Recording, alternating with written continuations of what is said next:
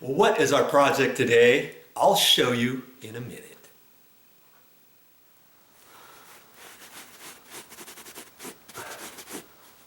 Okay, this time I'm going to use my Simple Green, and I'm just going to kind of let it sit there for a minute. I've got another little spot right there. Okay. And if you got something like gum or something like that, you can use this stuff and you can kind of just work it in with your fingers if you want and let it sit there 5-10 minutes if you want before you do anything. Okay.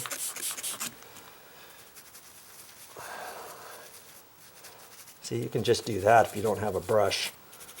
But you know, I'll still go over that when I get all done, because the thing about any sort of carpet spot remover or whatever, in this case I'm using Simple Green, is I want to get the areas around there too, because I don't want a white spot, you know, in the areas where I've cleaned. You see what I mean? I still got to blend it in as best I can. So we'll get back to that in a few minutes. Let's go on to another one.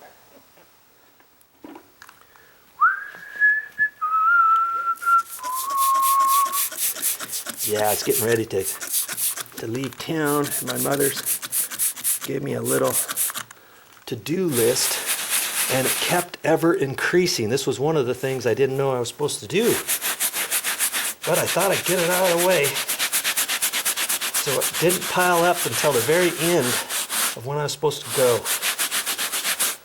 Okay. Even if you don't think, or if you think you didn't get it all, or even if you did think you got it all, spray a little bit more in there, kind of brush it around a little bit, and just let it sit like that. Okay. Once it's dry, I'll take a look at that and maybe rough up the areas around it, or do a quick once over.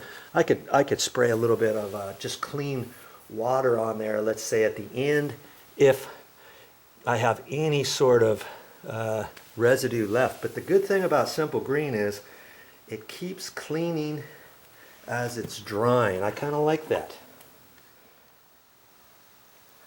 Okay, it's been at least 5 minutes, maybe a little bit more. I have not touched this yet with the brush or anything. Now I can if I want.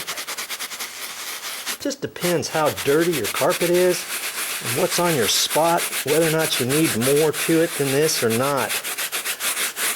Okay.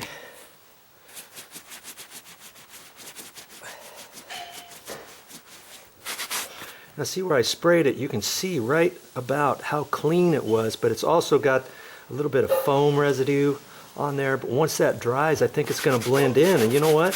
If it doesn't blend in all the way, it's going to probably be that these spots might come out way cleaner than everything else now that I got the spots out.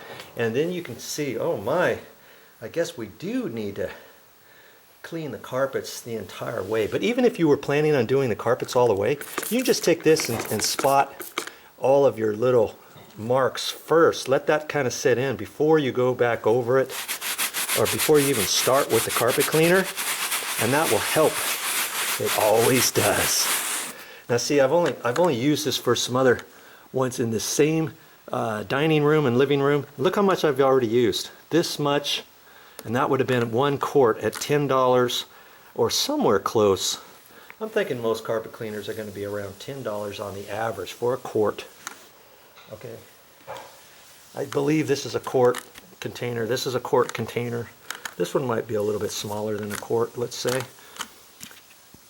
But for $10, something like this, or something like this 48 times worth, that you can get with Simple Green to do the same thing. I'm impressed.